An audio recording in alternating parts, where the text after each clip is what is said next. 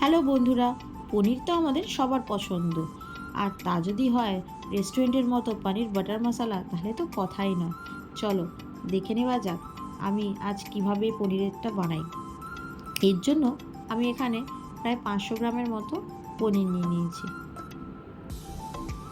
দেখতেই পাচ্ছ, এই পনিরগুলোকে আমি প্রায় লম্বা লম্বা করে কেটে নিচ্ছি এবং এগুলোকে আমি প্রায় কিউবের মতো করে কেটে নেব। আমি এখানে ছোট ছোট কিউবের আকারে কেটেছি, তোমরা চাইলে একটু বড়ও করতে পারো। এই দেখো, আমার পনিরগুলো বেশ ছোট ছোট করে কেটে নিয়েছি। পনিরগুলো আমি পরে ভাজবো। এখন আমি এখানে প্রায় 4টে বড় পেঁয়াজ নিয়ে নিয়েছি। পেঁয়াজগুলোকে ভালো মতো খোসা ছাড়িয়ে আমি পাতলা পাতলা করে স্লাইস কেটে নেব। দেখো কি সুন্দরভাবে পাতলা পাতলা স্লাইস করে নিয়েছি। সমস্ত পেঁয়াজগুলো আমি এইভাবেই কেটে নিয়ে রেখে দিচ্ছি। এবার আমি একটা বড় ক্যাপসিকাম নিয়ে নিয়েছি।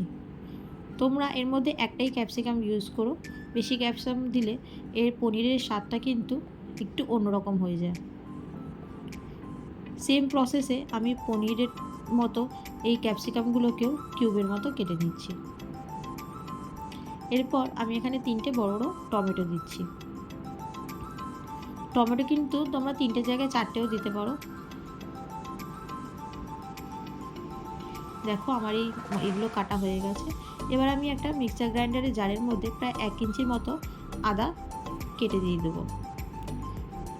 প্রায় 10 থেকে 12 কোয়ার মতো রসুন দিয়ে দিচ্ছি, 4-5টা কাঁচা লঙ্কা দিয়ে দিচ্ছি, আর 2 চামচের মতো আমি এখানে গোটা জিরে দিয়ে দেবো। এই সমস্ত উপকরণগুলিকে আমি একটা স্মুথ পেস্ট তৈরি করে নেব। চলো ফ্রাইং প্যানের মধ্যে এবার আমি অল্প করে তেল দিয়ে ওই পনিরগুলো যেগুলো আমি কেটে রেখেছি সেটা আমি ভেজে প্রথমে বের করে নেব।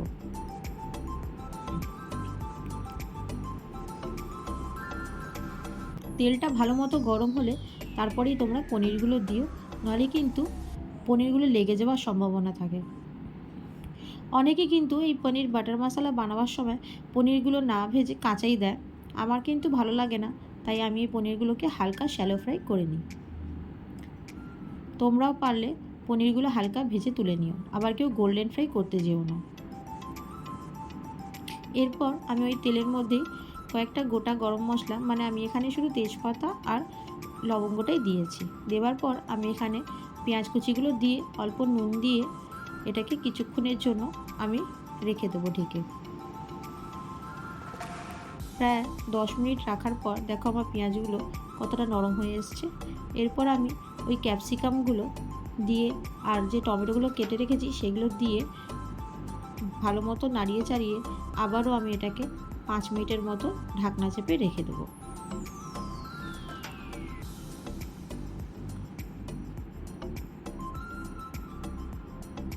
প্রায় 5 মিনিট হয়ে গেছে। দেখো আমার মশলা এই পেঁয়াজগুলো থেকে কিন্তু হালকা গোল্ডেন ফ্রাই হয়ে গেছে। এরপর আমি ওই পেস্ট যেটা রেখেছিলাম মশলাটা, বাটা মশলাটা, সেটা আমি অ্যাড করে দিচ্ছি। এরপর অল্প করে আমি হলুদ গুঁড়ো দিয়ে দিচ্ছি, অল্প করে গুঁড়ো লঙ্কা দিয়ে দিলাম, 2 চামচের মতো আমি এখানে ধনে গুঁড়ো ইউজ করছি, অল্প করে চিনি দিয়ে দিচ্ছি। এরপর এটার থেকে ভালো করে আমাকে অল্প আছে মশলাটাকে কষিয়ে নিতে হবে। দেখো আমি ঢাকনা চেপে চেপে এটাকে মশলাটা কষাচ্ছি। একটা মিক্সার গ্রাইন্ডারের জারের মধ্যে আমি অল্প করে কাজু বাদাম আর কিশমিশ একটা পেস্ট বানিয়ে নেব। তোমরা চাইলে এতে পোস্ত দিতে পারো, চালমগজ দিতে পারো, আমি এখানে কাজুটাই দিয়েছি।